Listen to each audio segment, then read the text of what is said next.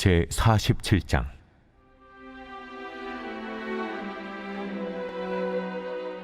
그가 나를 데리고 성전문에 이르시니 성전의 앞면이 동쪽을 향하였는데 그 문지방 밑에 선물이 나와 동쪽으로 흐르다가 성전 오른쪽 제단 남쪽으로 흘러내리더라. 그가 또 나를 데리고 북문으로 나가서 바깥길로 꺾여 동쪽을 향한 바깥문에 이르시기로 본즉 물이 그 오른쪽에서 스며 나오더라. 그 사람이 손에 줄을 잡고 동쪽으로 나아가며 천척을 측량한 후에 내게 그 물을 건너게 하시니 물이 발목에 오르더니 다시 천척을 측량하고 내게 물을 건너게 하시니 물이 무릎에 오르고 다시 천척을 측량하고 내게 물을 건너게 하시니 물이 허리에 오르고 다시 천척을 측량하시니 물이 내가 건너지 못할 강이 된지라. 그 물이 가득하여 헤엄칠 만한 물이요 사람이 능히 건너지 못할 강이더라. 그가 내게 이르시되 인자야, 내가 이것을 보았느냐. 하시고 나를 인도하여 강가로 돌아가게 하시기로 내가 돌아가니 강 좌우편에 나무가 심히 많더라. 그가 내게 이르시되 이 물이 동쪽으로 향하여 흘러 아라바로 내려가서 바다에 이르리니 이 흘러내리는 물로 그 바다의 물이 되살아나리라. 이 강물이 이르는 곳마다 번성하는 모든 생물이 살고 또 고기가 심히 많으리니 이 물이 흘러 들어가므로 바닷물이 되살아나겠고 이 강이 이르는 각처의 모든 것이 살 것이며 또 이 강가에 어부가 설 것이니 엔게디에서부터 에네글라임까지 그물 치는 곳이 될 것이라.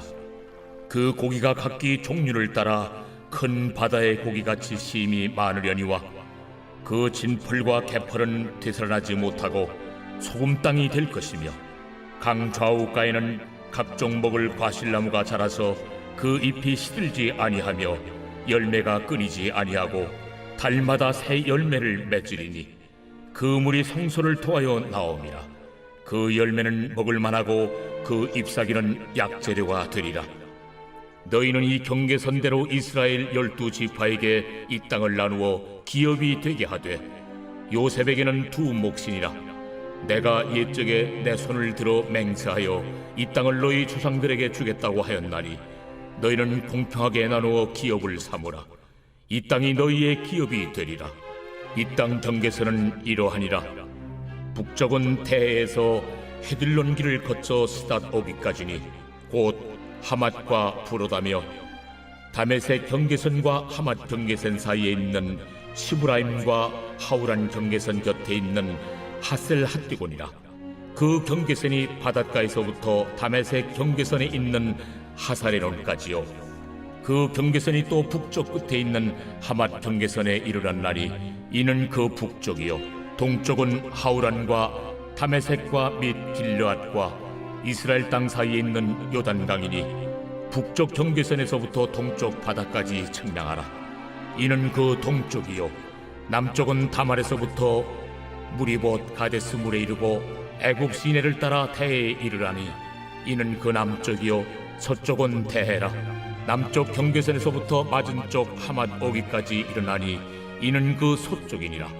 그런즉 너희가 이스라엘 모든 지파대로 이 땅을 나누어 차지하라. 너희는 이 땅을 나누되 제비 뽑아 너희와 너희 가운데 머물러 사는 타국인 곧 너희 가운데서 자녀를 낳은 자의 기업이 되게 할지니 너희는 그 타국인을 본토에서 난 이스라엘 족속같이 여기고 그들도 이스라엘 지파 중에서 너희와 함께 기업을 얻게 하되 타국인이 머물러 사는 그 지파에서 그 기업을 줄지니라. 주 여호와의 말씀이니라. 오늘의 말씀 에스겔 47장의 말씀입니다. 먼저 47장 1절에서 12절의 내용은 성전 본체 건물의 문지방에서 풍요로운 생명수가 성전 동편으로 흘러 그 수심을 더하여 큰 강을 이루고 또 죽음의 바다까지 이르러 그것을 소생시키며 많은 고기와 나무를 자라게 하여서 사람들이 풍요로움과 기쁨을 누리게 된다는 것으로 요약되어 있습니다. 그리고 13절부터 23절의 말씀에는 이스라엘 백성이 다시 차지할 새 땅의 전체의 경계와 이 땅을 함께 나누어 가질 자들의 범위와 또 방법을 소개하고 있습니다. 여기서 특이한 것은 이스라엘 족속 가운데 머물러 살면서 자녀를 낳은 이방인에게도 기업 배분에 참여할 권리를 부여했다라는 겁니다. 이같이 하나님의 은혜는 편협하지 않고 하나님께서 명하신 거룩한 법에 따라 성결하게 살아가는 모든 자에게는 평등하게 임한다는 사실을 보여줍니다. 우리는 이 내용에서 참으로 귀한 한 단어를 만나게 됩니다. 바로 은혜입니다. 은혜에 대한 다양한 정의가 있지만 저는 은혜를 이렇게 정의하고 싶습니다. 우리를 택정하신 그 순간부터 매 순간 하나님 나라를 경험할 수 있도록 만드시는 모든 활동을 저는 은혜라고 생각합니다. 특별히 오늘의 말씀을 통해 깨달을 수 있는 은혜에 대한 두 가지 진리의 말씀 중에 그 하나는 은혜는 하나님으로부터 시작된다라는 것이며 은혜는 우리가 생각하는 것 이상으로 풍성한 축복을 수반하고 있다라는 겁니다. 죽은 바다를 살리고 강물의 고기를 많게 하며 또 강가에 자라난 각종 먹을 과실나무로 인해서 풍요로움을 누리게 하는 그 생명수는 바로 하나님의 임재를 상징하는 성전 본체의 문지방에서 흘러나왔습니다. 그리고 그 생명수는 물의 깊이를 더하여 큰 강을 이루었고 이루는 곳마다 생명과 풍요로움을 선사하였습니다. 결국 성전 문지방에서 흘러나온 물이 죽은 바다를 살리고 만물을 솟게 하였다는 것은 하나님께서 일으키시는 구원과 생명의 능력이 얼마나 크고 놀라운 것인지를 입증하는 겁니다. 이것을 볼 때 우리 역시 생명과 풍요로움의 은혜 가운데 살기 위해서는 하나님으로부터 주어지는 축복과 은혜 안에 거해야 한다는 사실입니다. 그리스도의 보혈을 통하여 주어지는 하나님의 은혜만이 죽어가는 자들을 살릴 뿐만이 아니라 풍성한 영적 축복을 맛보게 됩니다. 지금도 우리와 함께 하시는 성령님께서 하시는 일은 단 한 가지일 것입니다. 바로 우리에게 은혜를 경험하게 하신다는 겁니다. 우리의 본래의 삶을 생각해 보십시오. 악에 익숙한 우리는 결코 선한 것을 행할 수 없고 불의와 거짓을 행하며 사망의 열매를 맺을 수밖에 없는 존재였습니다. 이런 우리를 하나님께서는 긍휼히 여기셨고 누구도 씻어낼 수 없는 우리의 죄를 예수 그리스도의 보혈로 정결케 하심으로써 구원의 삶, 축복의 삶, 또 생명의 삶을 살 수 있는 그런 인생으로 바꾸어 놓으셨습니다. 1절 말씀을 보면 성전 문지방 밑에서 물이 나와 동쪽으로 흘러다가 성전 오른쪽 제단 남쪽으로 흘러내렸다라고 하였습니다. 여기서 물이 제단을 통과하였다는 사실이 매우 중요합니다. 생명의 물이 제단을 통과했다는 것은 그 생명의 물이 흐르게 된 것이 제단에서의 희생이 있었기에 가능하였다라는 것을 말하는 겁니다. 그렇다면 여기서 제단은 무엇을 상징하는 것이겠습니까?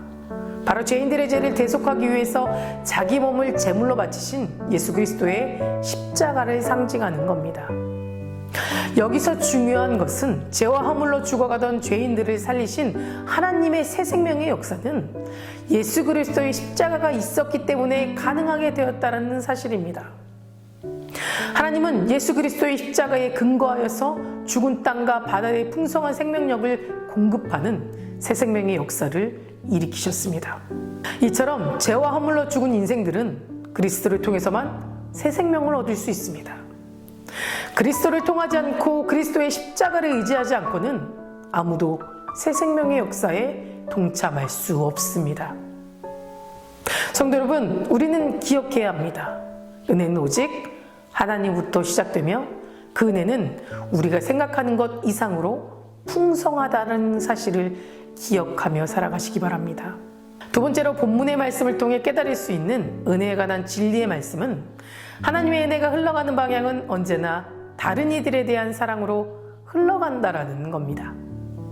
13절 이후 내용을 보면 하나님께서는 새 땅을 이스라엘 12지파에게 제비를 뽑아 나누어 주도록 지시하셨습니다.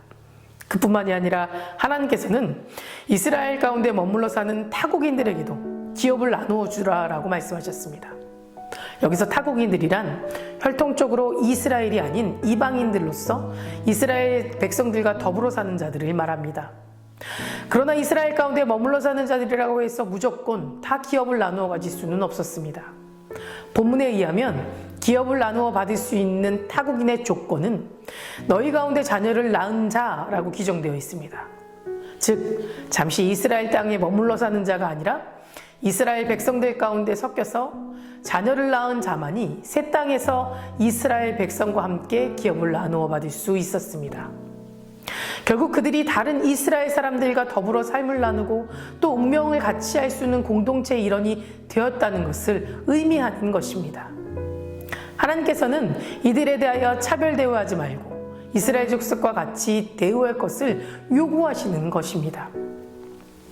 은혜는 사실 우리의 공로로 주어진 것이 아니며 받을 자격이 없는 모든 자에게 주어진 하나님의 선물이기 때문에 이것은 특권이 아니라 마땅히 은혜를 흘러보내야 할 사명으로 여기는 것이 바람직한 것입니다. 하나님께서 원하시는 공동체는 하나님의 언약 아래에 있는 사람들이 사이에서 어떠한 차별도 없는 사랑의 공동체, 희생의 공동체입니다. 은혜는 사랑의 공동체 안에서 늘 존재하고 서로를 사랑하고 아껴줄 때 풍성해진다는 사실을 말씀하고 있습니다. 하나님께서는 분명히 이스라엘 백성에게 명령하셨습니다. 그들 가운데 살고 있는 타국인들에게도 기업을 주라라고 말입니다. 즉 타국인에 대한 차별 금지는 거역할 수 없는 하나님의 명령이기 때문입니다. 사랑하는 성도 여러분, 하나님은 우리가 이러한 은혜 속에서 살아가길 원하십니다. 현재 우리 삶의 목적은 하나님의 나라입니다. 이 하나님 나라의 삶은 매 순간이 은혜이고 이 은혜는 오직 하나님으로부터 시작되며 타인을 향한 사랑으로 이 은혜는 더욱 풍성해진다는 사실을 기억해야만 합니다. 우리가 하나님의 백성으로서 바르게 서길 원한다면 하나님의 언약 안에 굳게 서 있어야만 합니다. 하나님께서는 당신과 언약을 맺은 우리들이 언약 공동체를 이루며 한 가족처럼 더불어서 살아가기를 바라고 계십니다. 홀로 살아가는 게 아니라 공동체를 이루어 살아가실 것을 명하셨습니다. 그러기 위해서는 우리 스스로의 삶을 타인이 존중하기를 바라는 것처럼 타인의 삶을 존중해야 합니다. 그리고 나와 다른 사람일지라도 세상의 시선으로 그들을 거부하거나 배척하지 말고 하나님의 시선으로 그들을 이해하고 포옹하며 살아가는 저와 여러분 되시기를 간절히 소망합니다. 오늘은 토요일입니다. 토요일의 공동기도 제목은 물질의 회복을 위해서 함께 기도하시겠습니다. 성도님들의 생업과 사업을 지켜달라고 기도해 주시고 물질로 어려움 당하지 않도록 모든 필요한 지원을 허락해달라고 기도해 주시기 바랍니다. 사랑과 은혜가 충만하신 하나님, 오늘도 첫 시간 주님 앞에 나오게 하시며 감사드립니다. 하나님의 은혜 없이는 단 한순간도 살아갈 수 없음을 고백합니다. 나에게 주어진 상황을 바라보며 감사하는 것이 아니라 그럼에도 불구하고 주신 은혜를 기억하며 감사하는 그런 삶을 살아갈 수 있도록 인도하여 주시옵소서. 자격 없는 우리를 사랑하시고 베풀어 주신 은혜를 다른 사람에게도 나누며 살아갈 수 있는 귀한 주님의 자녀 되게 하여 주시옵소서. 특별히 성도님들이 생업과 사업을 지켜주시옵소서. 물질로 인하여 어려움 겪지 않도록 지켜주시고 혹이 어려움을 겪고 있는 성도님들에게는 주님께서 모든 것을 예비하시고 채워주실 것을 믿사오니 그들의 모든 상황과 또 처지를 살펴주셔서 더 좋은 것으로 채워주시옵소서. 담임 목사님 먼저 은혜 충만하게 채워주셔서 성령 충만하게 하여 주시고 선포되는 말씀을 통해 듣는 이의 심령이 변화되어 주님 안에서 소망을 품고 세상의 귀한 빛과 소금 역할 감당할 수 있도록 도와주시옵소서. 다음 세대 아이들이 믿음을 지켜주시고 말씀 안에서 소망을 꿈꾸며 살아가도록 도와주시옵소서. 암으로 치유받고 있는 박재순 권사님, 윤영 권사님, 김정수 집사님, 오유미 성도, 박세윤 청년, 유겸인 청년 깨끗이 치유해 주시옵소서. 투석 중인 성도님들, 사고로 입원 중인 성도님들 힘을 더해 주시고 우울증 공황장애 불면증 겪고 계신 성도님들에게는 마음의 평안함을 허락하여 주시옵소서. 새벽마다 1000번째 드리며 간구하는 기도 제목에 응답하여 주실 줄 믿사오며 이 모든 말씀 예수 그리스도 이름으로 기도드립니다. 아멘.